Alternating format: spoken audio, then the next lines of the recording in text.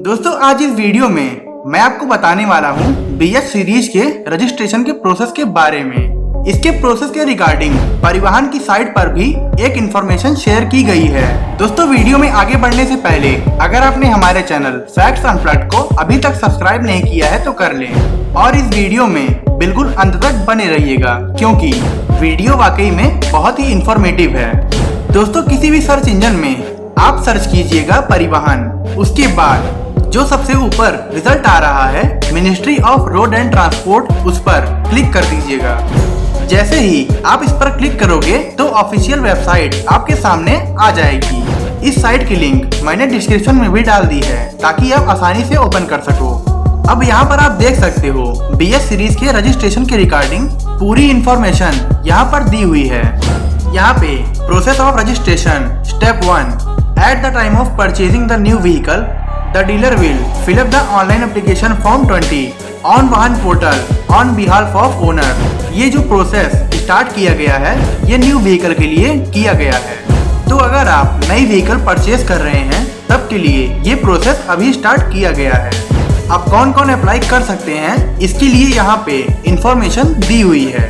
Government employ copy of official ID card, यानी कि जो गवर्नमेंट एम्प्लॉय हैं वो अप्लाई कर सकते हैं।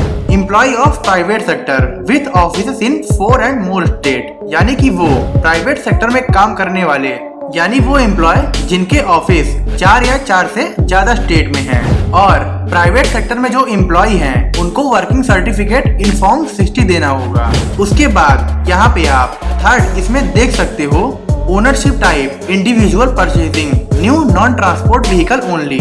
जो individual non transport vehicle purchase कर रहा है नया वाला, उसके लिए ये रजिस्ट्रेशन प्रोसेस है। ये अभी से स्टार्ट किया गया है। यहाँ पर आप इसका फॉर्मेट देख सकते हो कि किस तरीके से BH की सीरीज रहेगी। यहाँ पे ईयर ऑफ रजिस्ट्रेशन रहेगा और ये BH code for Bharat series. उसके बाद ये रैंडम नंबर है। उसके बाद जो XX है 2 alphabet excluding I and Q।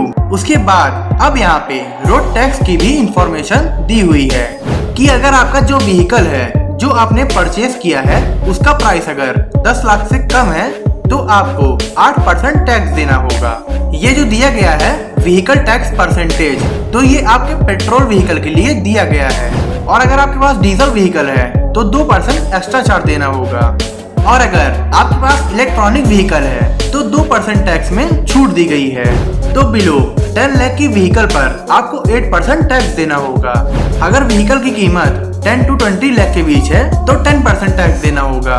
और अगर आपके व्हीकल की कीमत 20 लाख के ऊपर है, यानी अगर वाहन की कीमत 20 लाख से ऊपर है तो 12% टैक्स देना है। ये जो टैक्स रेट है ये पेट्रोल के लिए है, यानी जो पेट्रोल व्हीकल है। और अगर आपका डीजल व्हीकल है तो ये जो रेट दिए गए हैं तो इसका 2% और एक्स्ट्रा चार्ज देना होगा। और एक इलेक्ट्रिक व्हीकल की बात करें तो उनके लिए 2% टैक्स में छूट है।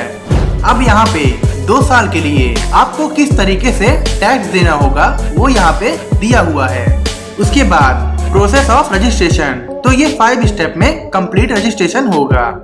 Step 1, at the time of purchasing the new vehicle, the dealer will fill up the online application form 20 on वाहन portal on behalf of owner।